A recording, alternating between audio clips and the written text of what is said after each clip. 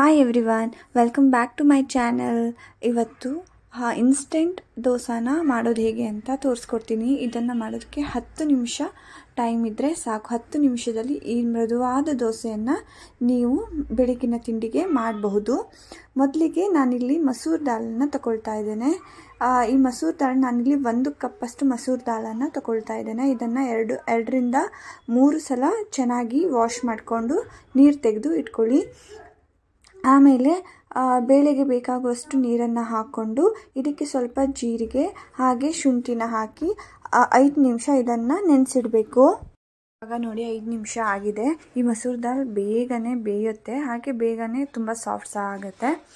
ಇದನ್ನು ನಾನು ಮಿಕ್ಸಿ ಜಾರಿಗೆ ಹಾಕ್ಕೊಳ್ತಾ ಇದ್ದೀನಿ. ನೀರು ಸಮೇತ ಇದನ್ನು ಹಾಕ್ಕೊಳ್ಳಿ. ಇದಕ್ಕೆ ನಾನು ಕ್ಯಾರೆಟನ್ನು ಹಾಕ್ಕೊಳ್ತಾ ಇದ್ದೀನಿ. ಇಲ್ಲಿ ಕ್ಯಾರೆಟ್ ಬಂದು ಆಪ್ಷನಲ್, ನಿಮಗೆ ಬೇಕು ಅನಿಸಿದ್ರೆ ನೀವು ಕ್ಯಾರೆಟ್ನ ಹಾಕೋಬೋದು. ಈ ಥರ ಚೆನ್ನಾಗಿ ನುಣ್ಣಗೆ ರುಬ್ಕೊಳ್ಳಿ. ಇದಕ್ಕೆ ನೀವು ಉಪ್ಪನ್ನು ಹಾಕಿಬಿಟ್ಟು ಹೀಗೆ ಸಹ ದೋಸೆನ ತೆಗಿಬಹುದು. ಇಲ್ಲ ಅಂದರೆ ರವಾ ದೋಸೆ ಮಾಡ್ತೀವಲ್ಲ ತೆಳ್ಳಗೆ, ನೀರು ದೋಸೆ ಥರನೂ ಸಹ ಮಾಡ್ಬೋದು. ನಾನಿಲ್ಲಿ ಇವತ್ತು 2 ರೀತಿಯನ್ನು ಮಾಡಿ ತೋರಿಸ್ತೀನಿ. ನೋಡಿ ಎಷ್ಟು ನುಣ್ಣಗೆ ರುಬ್ಕೊಂಡಿದ್ದೀನಿ ಅಂತ. ನಾನು ಇದಕ್ಕೆ ಇವಾಗ ರುಚಿಗೆ ತಕ್ಕಷ್ಟು ಉಪ್ಪನ್ನು ಹಾಕ್ಕೊಳ್ತಾ ಇದ್ದೇನೆ. ಉಪ್ಪನ್ನು ಹಾಕಿಬಿಟ್ಟು ಚೆನ್ನಾಗಿ ಮಿಕ್ಸ್ ಮಾಡ್ಕೊಳ್ಳಿ. ಇವಾಗ ನಾನಿಲ್ಲಿ ಸ್ವಲ್ಪ ಹಿಟ್ಟನ್ನು ಸಪ್ರೇಟಾಗಿ ತೆಗೆದಿಟ್ಕೊಳ್ತಾ ಇದ್ದೇನೆ. ಏನಕ್ಕೆ ಅಂದರೆ ನಾನಿಲ್ಲಿ 2 ರೀತಿಯ ದೋಸೆಯನ್ನು ನಿಮಗೆ ಮಾಡಿ ತೋರಿಸ್ತೀನಿ.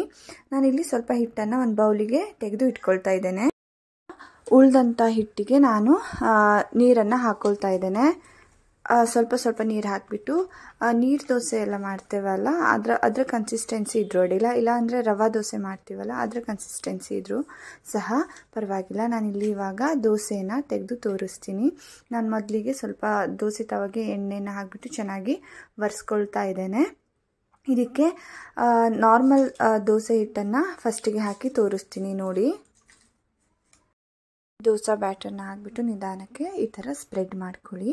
ಹಾಗೆ ಮೇಲ್ಗಡೆಗೆ ಸ್ವಲ್ಪ ಎಣ್ಣೆನ ಹಾಕ್ಕೊಂಡ್ರೆ ಆಯಿತು.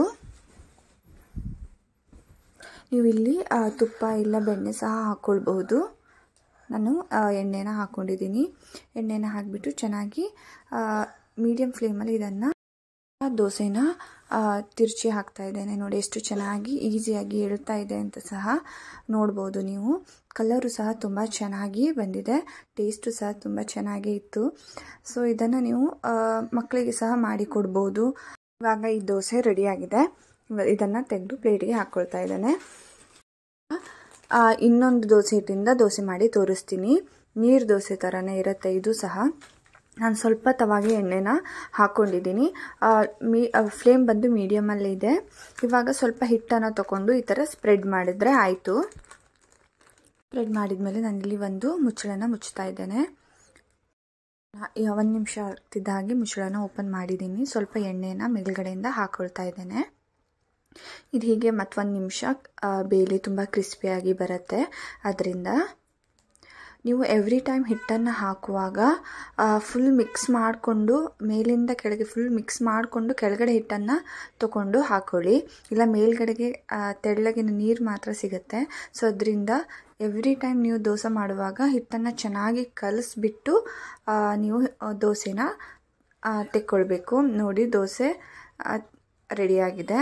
ತುಂಬ ಸಾಫ್ಟಾಗಿ ರವಾ ದೋಸೆ ಥರನೇ ಇದು ಸಹ ಬರುತ್ತೆ.